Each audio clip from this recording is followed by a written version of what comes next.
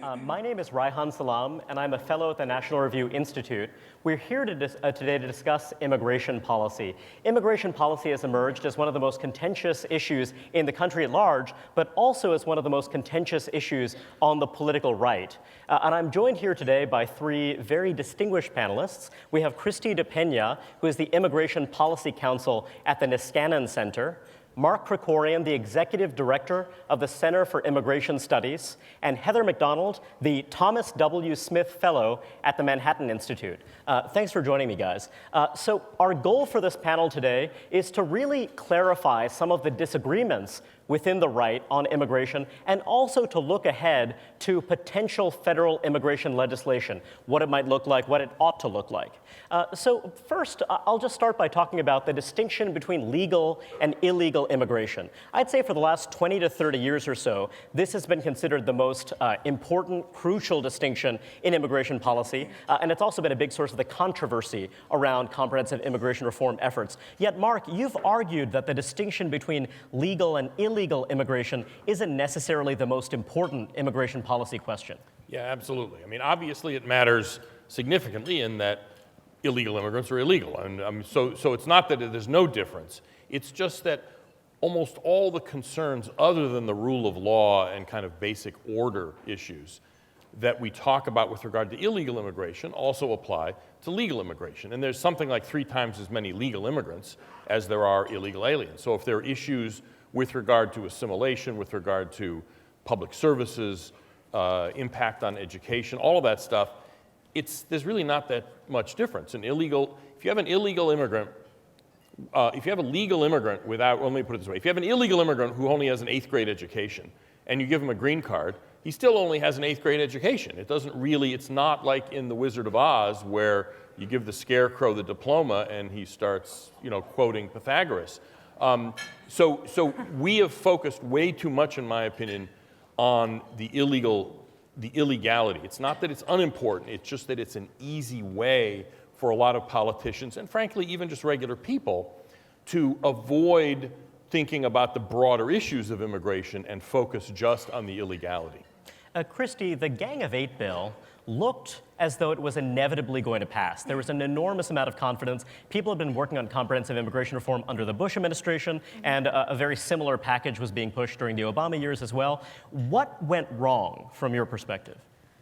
Well, I mean, I think the part of what went wrong is that, while there were a fair number of people, within the middle of both parties willing to work on these reforms and willing to talk about some of the changes in the bill ultimately ended up being sort of a Band-Aid. And it really wasn't a true solution to a lot of the problems that we have in immigration.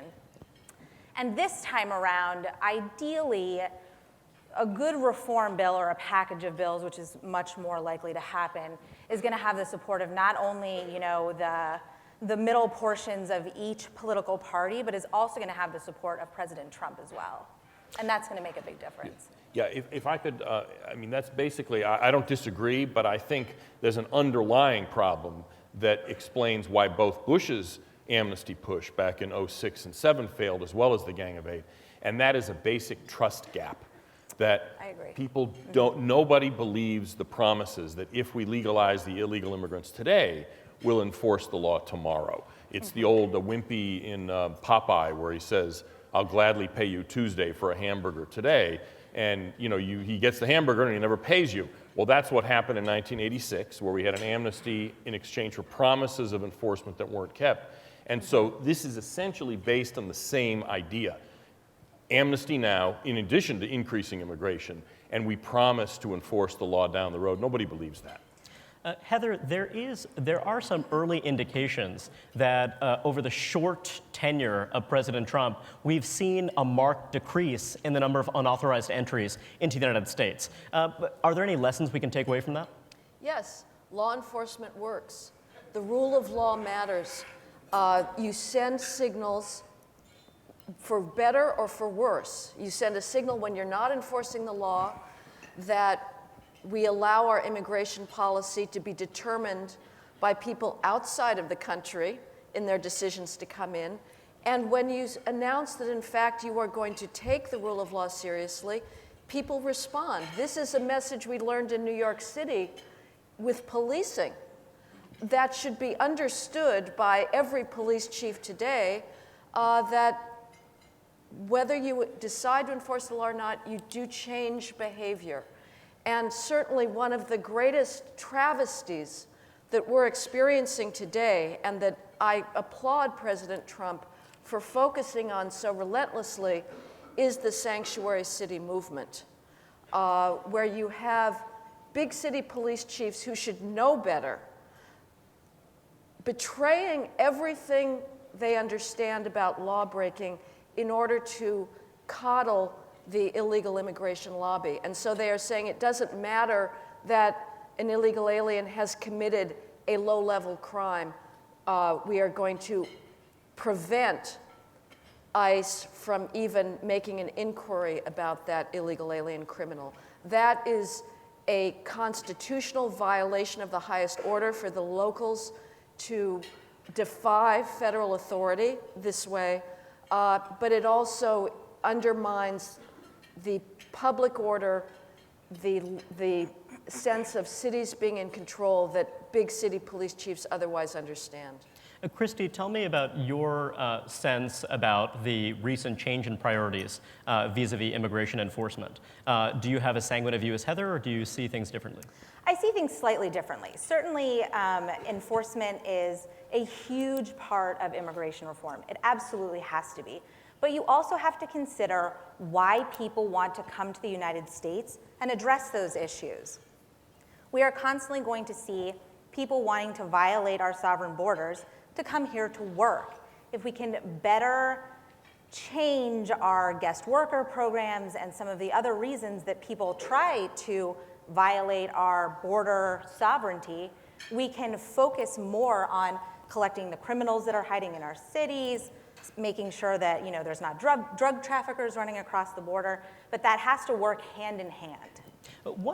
And Mark, I do want you to respond too, but I have another follow-up question for Kristie. This is a little bit unrelated, but there is a group of Mexican former senior government officials and lawmakers, the Monarca group, which has explicitly talked about coordinating with unauthorized Mexican migrants in the United States and encouraging them to essentially try to defy deportation orders and what have you, giving them various kinds of guidance so as to help them work around U.S. immigration enforcement.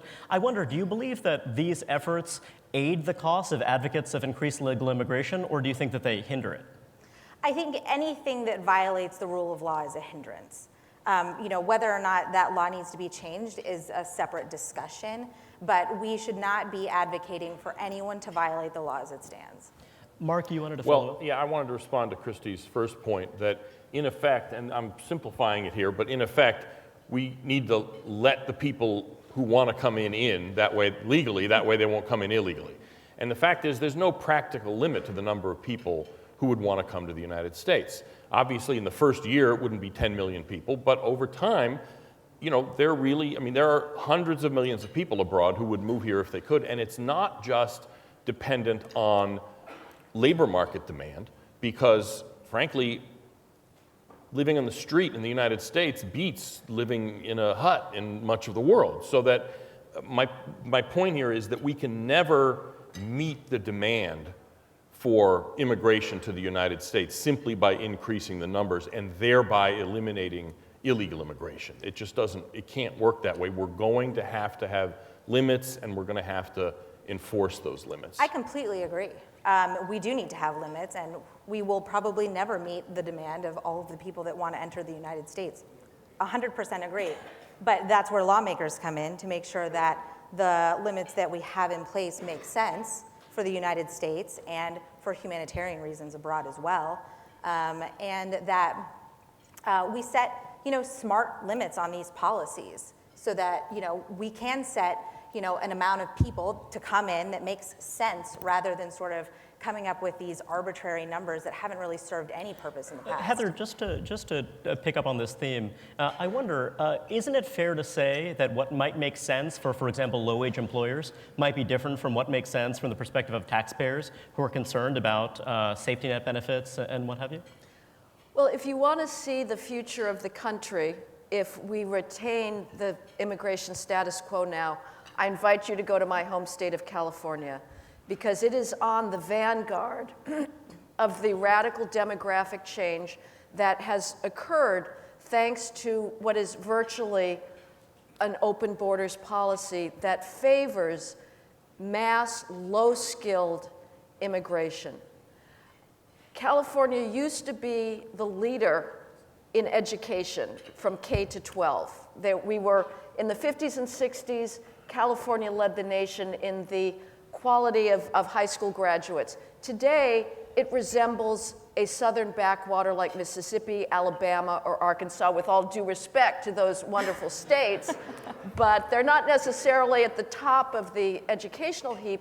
A third of all California 8th graders lack the most rudimentary math and reading skills. California spends endless amounts of redistribution of tax dollars to try and close the achievement gap between Hispanic and white students, and it has not budged since 1990. Hispanics are massive users of public health care, government health care, and accordingly, the biggest supporter. They were the biggest supporters of Obamacare. So the usual discourse about that you hear from the more of the pro-immigration open borders lobby is that there's a benefit, an economic benefit to all types of immigration, fails to note the difference between high-skilled and low-skilled, and fails to take into account inevitably of the taxpayer costs of supporting efforts at the education level, criminal justice costs. We are creating a second underclass. The incarceration rate of Mexican Americans jumps 8-fold between the first and second generation to equal that of blacks, and it ignores the healthcare costs. So yes, there is a large welfare component to low-skilled immigration that is rarely taken into account. You mentioned earlier on, Kristie, humanitarian immigration. And generally speaking, my understanding is that humanitarian immigration is refugee immigration into the United States. And I noticed a striking fact from the Migration Policy Institute. MPI observed that, in fact, the children of refugee immigrants are somewhat less likely to live in households below the poverty line than non-refugee immigrants. And yet, in principle, non-refugee immigrants are meant to be held to the standard that they're supposed to become self-sufficient. What do you think about that? Do you think that there's emerged some kind of imbalance between refugee and non-refugee immigration? I think that you have to consider that, the differences, obviously, between refugees and every other immigrant category. Certainly these people are coming from areas where they may have been in refugee camps for the previous decade. You have to consider that. In many cases, their children Exactly, you'd expect them to be much, much poorer, which is why I found it so surprising that non-refugee immigrants appear to be as poor, if not more so, than refugee immigrants. Well, often, I think that some of the difference can be explained because refugees often come over with their families, so they have a strong sense of family. They are initially offered a lot of resettlement and assimilation services that are very beneficial to them, including English as a second language services. That often aids in their ability to kind of work into their communities. They have immediate access to safety net programs, whereas other lawful immigrants they do have not. a waiting They period are banned for 5 years for most visas. And then you often see that once their children are going to school, they can aid in their family, learning English, kind of navigating the U.S. healthcare system, which is obviously very complex. And they tend to do very well. They've re-energized a lot of cities in the United States. So Mark, just to be clear about this, I mean, again, so I guess in principle, in law, and correct me if I'm wrong here, there is a distinction between refugee immigrants. We assume that they are helpless. We assume that they require humanitarian assistance, and non-refugee immigrants, and yet non-refugee immigrants appear to be heavily reliant on the safety net. Can you tell us a little bit about that? Because see, I mean, not to get too much into the weeds here, but what they're finding is the adult children of refugees are not the children of the refugees we're getting now. They're the children of Cubans, Vietnamese, and Russian Jews.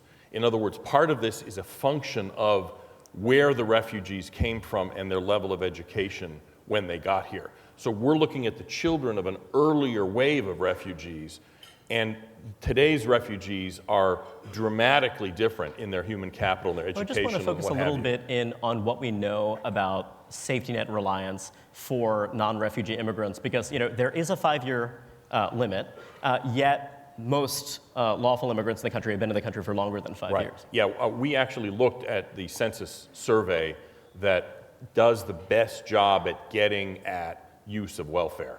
And what we found was that among welfare understood broadly, not just the TANF program. Any means-tested program, not Social Security, which is not means-tested, but food stamps, Medicaid, TANF, et cetera. And what we found was that about half of all families headed by immigrants, legal or illegal, are using at least one welfare program. Basically, what it boils down to is that less skilled immigrants cannot earn enough to feed their own children in the United States. And this is a pretty basic, fact that has to be taken into account when making immigration policy decisions. I mean, as Heather was talking about, what we are doing, or what we have been doing now for decades, is privatizing the benefits of low-skilled immigration that restaurants and landscapers and other people use by keeping their wage costs down, and then socializing the cost on everybody else. This is why the National Academy of Sciences just last year did this magisterial study on immigration. And what they found was that net immigration has a small positive effect on the economy, but that small positive effect has two important caveats. One is it comes from taking wealth from the poor and giving it to everybody else, because the people who compete with immigrants are worse off. Everybody else is slightly better off. And the second point is that small economic benefit is totally wiped out by the extra social service costs. Well, I have a question first for Heather and then for Kristie, I hope. There was for a very long time a consensus among libertarian-minded thinkers, and now that's being challenged in lots of interesting and useful ways, but a consensus that large-scale, less-skilled immigration would be just fine if we did not have a safety net, an extensive safety net, period. Although it occurs to me that in the recent debate over Obamacare, a program that is in fact quite young, that's only been on the books for a very short amount of time, that it's actually very difficult to reverse this recent and quite modest extension of the social safety net. Do you believe it's plausible that we are going to dismantle the larger social safety net in the United States in the near future?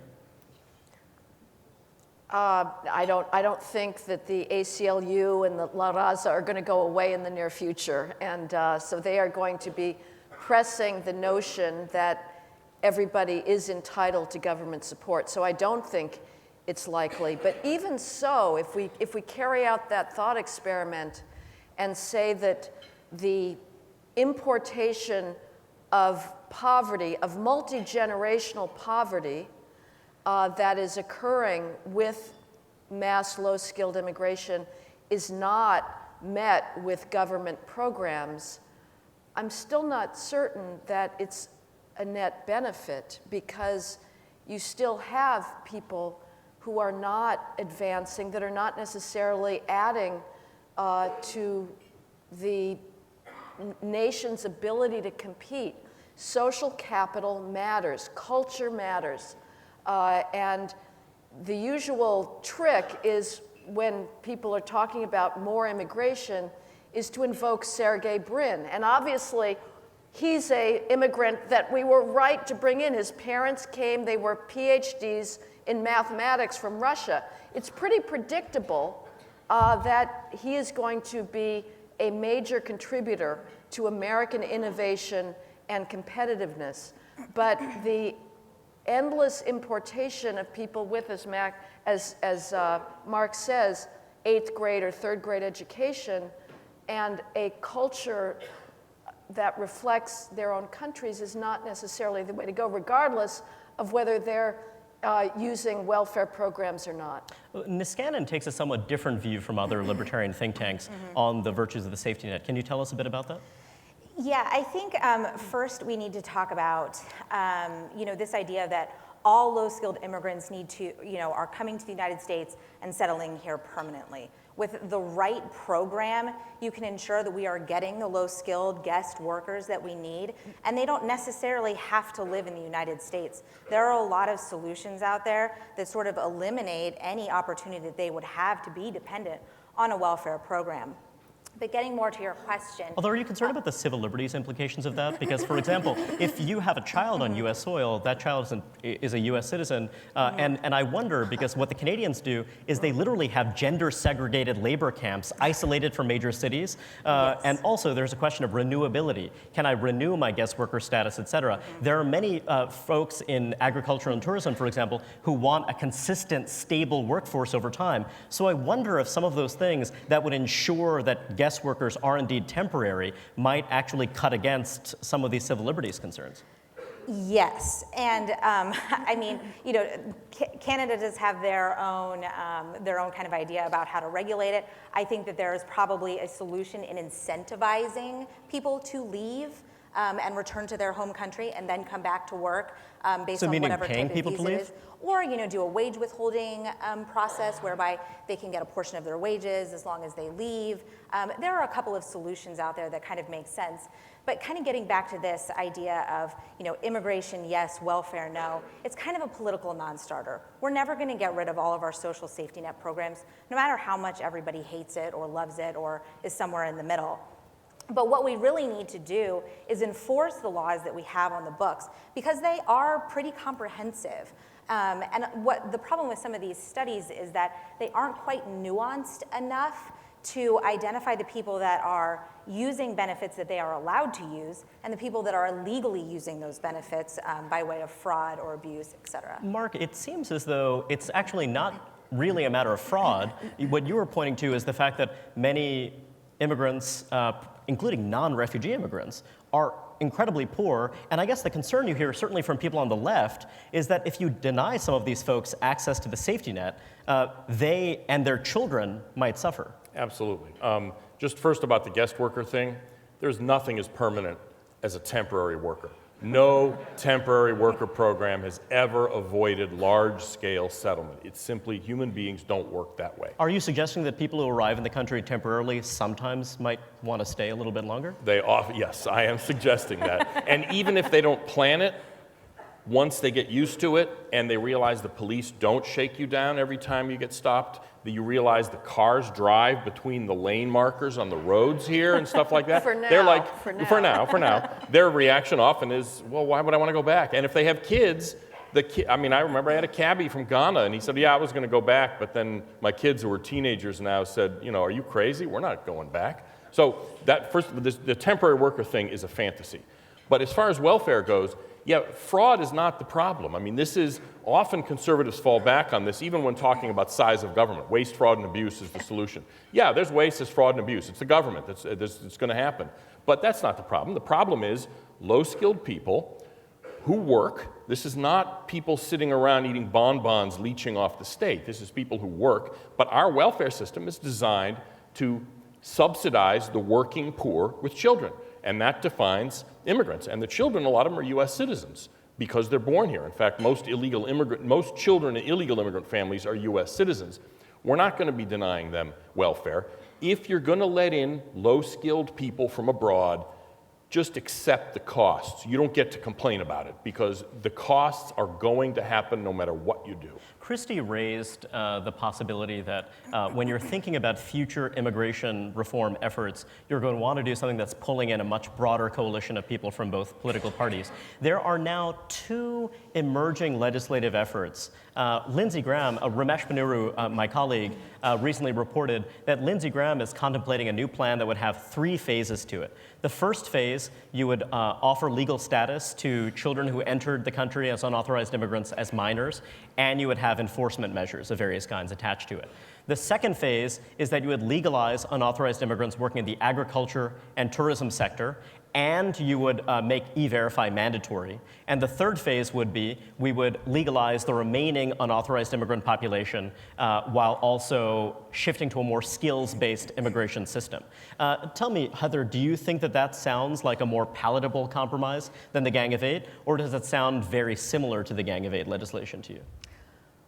Well, the fact is is that every amnesty that we have granted or that Europe has granted has ended up being a magnet of encouraging more people to come in. So the argument for another amnesty is, well, this time we do mean it, unlike with the Reagan amnesty, and we will make sure that we enforce things. You know, it's hard, as Mark says, to trust that. My view, I certainly applaud aspects of it. I think the move towards a skills-based system is long overdue, completely justified, because again, as Mark suggested, what's going on with low-skilled immigration is that Americans without high school degrees, predominantly Black or Hispanic themselves, are either getting pushed out of workplaces completely when they become dominated by, say, the Spanish language, or find their wages dropping, 6% drop in wages over the last several decades thanks to mass low-skilled immigration. So we need to move back towards high-skilled, but you know, I applaud that. The fact is, people who come here illegally have assumed the risk of all of the negative attributes of that status, and they have certainly assumed the risk of deportation, which is something that is being completely delegitimated by the left. If you can't even deport an illegal alien criminal, which is the position of sanctuary cities, basically, you sure as heck can't deport an illegal alien who has not gone on to commit other criminal code crimes. And that is a very profound political gesture that is going on that has its ultimate goal, the undermining of the rule of law in immigration itself. So I'm not, frankly, I support something that maybe Mickey Kaus has advocated, which is do nothing. This is a problem that will eventually work itself out over time. The children, thanks to birthright citizenship, and this is obviously one of the most crucial aspects of our immigration policy that should be changed, but I don't know if that's sort of a pie in the sky hope, that the children are already American citizens. I'm not sure that we need to go through the waves of legalization. Mark, you have argued that there may well be a place for an amnesty, provided we go through another sequence of steps that looks rather different from the sequence that Lindsey Graham has proposed. I mean, first of all, if it's coming from Lindsey Graham, I'm immediately going to be suspicious of it. But the idea of sort of confidence-building measures, like, you know, in negotiations between the Israelis and the Palestinians, you first agree on the shape of the table, and then you can move on to the next things. That's what we need to do on immigration, step by step. My steps are different from his steps. My fear is that what he's talking about is we pass a bill in June, and then we pass the second bill in July, and then we pass the third bill in August. No, what we need is we need to put in place the enforcement systems we need. And I'm okay with trading some of that for amnesty for the dreamers. I'm not wild about it, obviously, but you know, we use parking ticket amnesties and tax amnesties, and these are kids who, I mean, they're adults at this point, but these are people, especially if you get down to younger ages. I mean, the DREAM Act, which was the original legislative version that Obama just on his own enacted unilaterally, goes up to age 16. That's a mistake. But you go lower than that, 10, 12, 7, something like that, then there's an argument to make that, look, this kid's sort of emotional and psychological development happened in the United States. And so I think there's a case to make for it, but you don't just see what a lot of people want to do is just, well, let's just give them green cards. No, we trade that for something like E-Verify. And I would submit Senator Cotton's bill to cut family-based immigration, because that's a little bit of amnesty. It's enough maybe to get 8 votes from Chuck Schumer's caucus in the Senate among senators who are up for re-election in Trump states 2 years from now. But it doesn't give away the whole thing, and it minimizes the magnetic effect of the amnesty while getting something real, which is ending family chain migration and getting E-Verify in place. I support Mark. I think he makes a good argument. I would have, as a non-negotiable requirement, we always hear clean criminal record. Yeah. Sounds good. What that means is you get 2 bites of the apple, you get 2 misdemeanor convictions.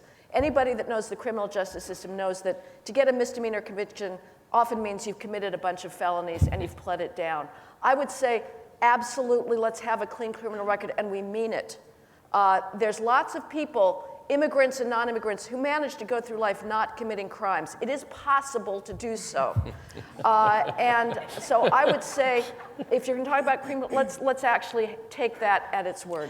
Kristie, E-Verify is in fact a pretty big cleavage among a lot of Republicans, partly because folks who favor more vigorous immigration enforcement will often argue that what you really need is workplace enforcement because, of course, immigrants, regardless of skill level, are coming to the United States to work. And if you're an unauthorized immigrant, having the opportunity to work is a really big part of the attraction of coming to the country. So if you have more rigorous workplace enforcement, that would make a very big difference in deterring unauthorized immigrants. On the other hand, a lot of Republicans represent low-wage employers, particularly the agriculture and tourism sectors, and they fear that E-Verify would mean a lot of legal liability. It might endanger their businesses and what have you. So tell me what you think about the idea of mandatory E-Verify. You know, mandatory E-Verify is kind of tricky. We absolutely need interior enforcement provisions. And something like E-Verify is absolutely one of the pillars of that interior enforcement. What E-Verify needs to end up looking like precisely may have to fluctuate a little bit in order to make sure that it is financially, realizable for some of the smaller employers. We don't want to cut them out just because they can't pay for this E-Verify system. We also want to make sure that it's not giving out, some of the false positives that we've heard about. We want to make sure that it's a good process. That is certainly one component of interior enforcement that will help deter people from trying to enter the country Isn't that potentially illegally. the least contentious aspect of interior enforcement? Because when I think about issues like sanctuary cities, when I think about, for example, collateral arrests, those seem like way more contentious issues than E-Verify. So if even E-Verify is contested in these ways, that seems to cast some shadows on the rest of the interior enforcement agenda. Is that wrong? When you frame it as, a policy issue that's being contested, yes, but there are a lot of lawmakers now that are willing to come to the table and talk about all of these issues, even though they might be on slightly opposite ends of what to do. They want to find a solution. What are the other forms of interior enforcement that folks on the libertarian right would embrace if they're skeptical about E-Verify, just out of curiosity? Certainly I'm not going to speak for all libertarians. Some of the things that I think that need to be part of interior enforcement are not necessarily, the enforcement things that you think about when you hear the word enforcement, but a lot of administrative changes, a lot of changes to our immigration judicial system, increasing immigration judges, so that, for instance, when we do have somebody commit a crime, they can move through the system and we can deport them in, a legal and thoughtful way. But right now, there is just so much backlog in our own interior processes that it's practically impossible to do. And that's one of the big reasons that we have, this large population of people that we suddenly need to identify and deal with. So in other words, no worksite enforcement. No. Well, that's not Kristie's view, but you're suggesting that there's... So what's the worksite enforcement? If we're not requiring E-Verify, if we're not rating employers, what else is there? No, you misunderstood me, and I certainly didn't say anything about raids. I think that E-Verify is going to absolutely be a component of it, but we need to look at the mechanisms of that policy, which is, at this point, pretty old, and figure out how to make it the most efficient and effective E-Verify policy that we can have. Let me just say a word for E-Verify. We've used it for many years. It doesn't cost anything. The cost estimates are based on how much time it takes. It takes me 45 seconds to E-Verify somebody. Half the workforce, half the hiring decisions last year were screened through E-Verify. And people have this idea, Grover has talked about this as a hiring, as a database that you're only allowed to hire from. All it is when you collect the Social Security name, date of birth information from a new hire, which you're doing anyway for purposes of Social Security and IRS, that you just check online and make sure that the person that you're looking at you isn't lying to your face. That's all it is. It's verifying the information that you're going to be sending in Social Security with Social Security. Mark, I have a political question on this, which is, so I think it's fair to say that for a very long time, within, particularly among Republican lawmakers, the influence of employers who are E-Verify skeptical has been very, very strong. Would you say that influence has waned? Oh, absolutely, because once there was a court decision, Supreme Court upheld local and state E-Verify rules based on, as a precondition for having a business license, you had to use E-Verify. A number of states, South Carolina and others have them. Once the Supreme Court upheld that, the Chamber of Commerce actually got together, the U.S. Chamber of Commerce got together with, actually with Numbers USA, which is one of the main restrictionist lobbying groups. We're a think tank, they do the lobbying stuff. And they wrote an E-Verify bill together, and it passed the House Judiciary Committee. So the fact is that the skepticism about E-Verify still exists, but it's really mainly at this point among farmers or the ag lobby. And they actually have a special, sort of grace period in the legislation anyway. So the answer is, yeah, I think there's not, the real issue, the political problem with E-Verify is not that people are against it. Chamber of Commerce is for it, President Obama was for it, I mean, nobody's against it.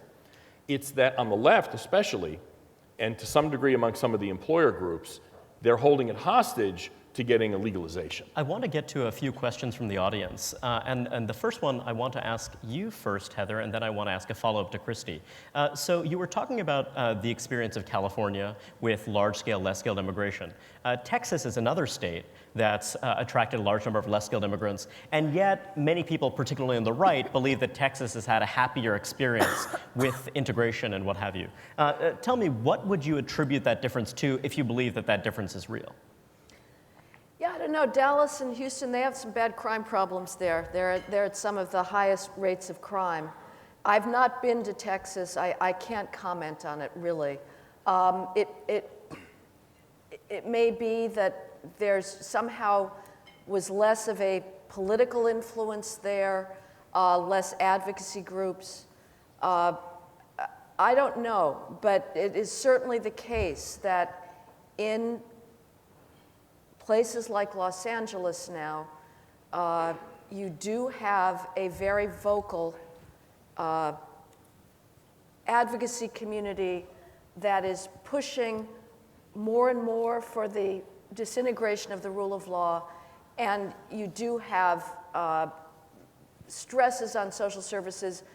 I would like open borders advocates to come with me to the Berendo Middle School in Pico Rivera, which is in Los Angeles, and to see the growth in those schools of a massive social service bureaucracy to try and deal with the children of single mothers who are getting sucked into gang culture. It is the greatest out-of-wedlock teen birth rate in the country is Hispanic. Hispanics now have a 53% out-of-wedlock birth rate for all ages. These are significant problems. California shows where this is going. Again, I've not been to Texas, but I'm not sure that they're doing so well on the education front. Rick Perry made a big deal about an increase in school test scores thanks to his education reforms, but I don't think that it's still at a marvelously high level.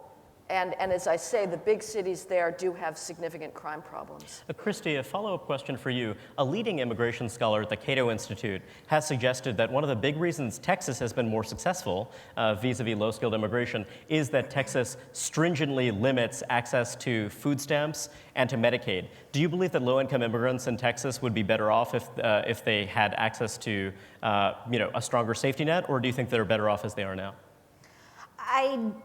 I don't know. I don't think that you can lump all of the guest workers or low-skilled immigrants into the same pot and say, well, if we gave you this benefit, you would clearly do well. I mean, I think that, Heather's making a good point in that a big part of the problem is our education system, and you certainly can't blame all the problems of our education system on immigrants. There's, this is a multi-pronged issue that you have to consider from, a number of different But less blaming it on viewpoints. immigrants than acknowledging that folks from families with very low parental incomes tend to have a somewhat harder time, vis-a-vis academic achievement than folks from families with high parental income. Is that a fair?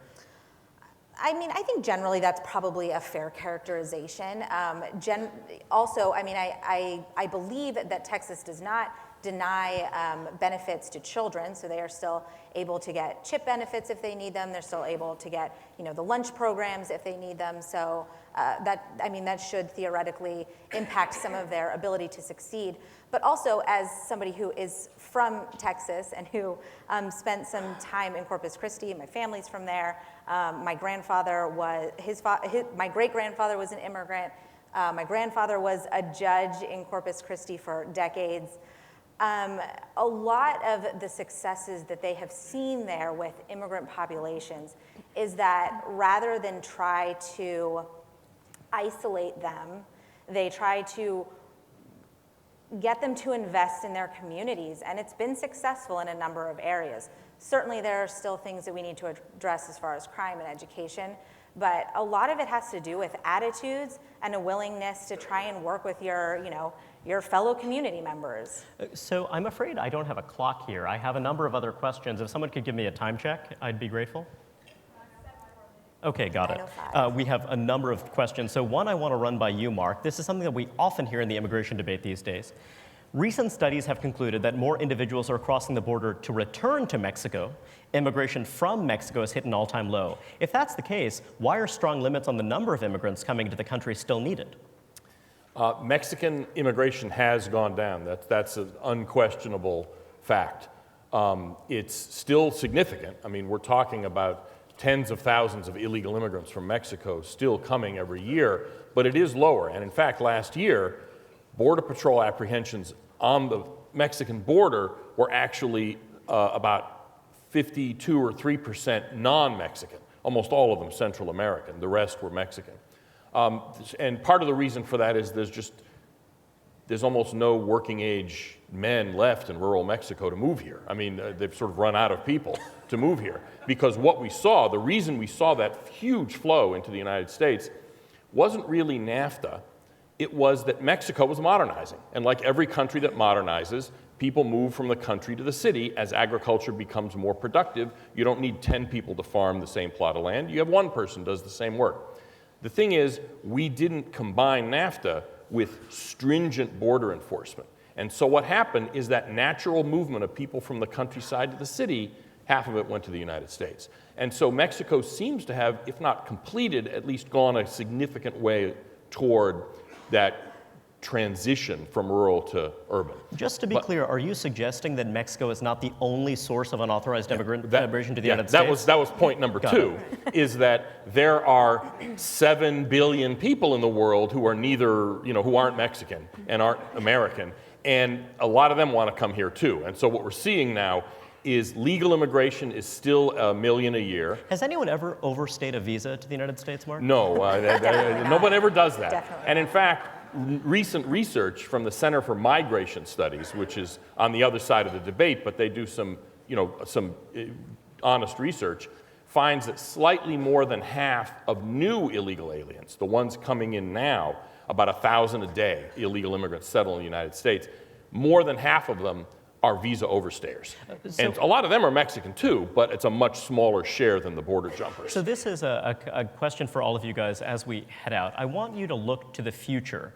Do you believe that we are going to get meaningful federal immigration legislation sometime over the next 2 years? Heather? Yeah, I think that we are going to, I hope, move towards a more skills-based system. Again, let's be very clear. That is not what the left-wing immigration advocates want. They want numbers. But I think that Trump is going to push that. But I think the most important thing, frankly, is the abomination of sanctuary cities. This has to end.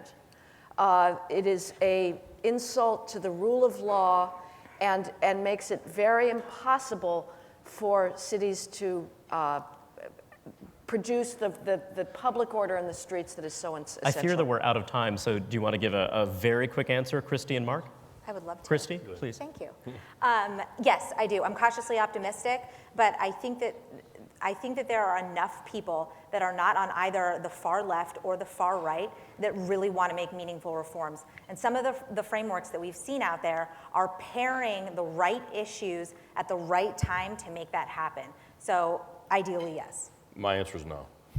In the long run, yes. In the long run, I see the end game as enforcement systems being put in place, illegal immigration, both the flow and the existing stock shrinking, and eventually then the deal that closes, that sort of the end game deal, is amnesty for most of the illegals who are still here in exchange for deep cuts, permanent cuts in legal immigration, something along Tom Cotton's Bill's And you line. believe that the use of executive authority will be enough to really change the No, underlying... no, not necessarily. It's just that I don't think in the next 2 years we're going to get a mandatory E-Verify bill, which is one of the things. I hope I'm wrong, but I think the left is so determined to stop anything that Trump does that they're not going to allow it to happen even if they wanted it. Please join me in thanking our panelists. You are just so amazing. Thank you very much. It's just unbelievable. Thank you. Great discussion.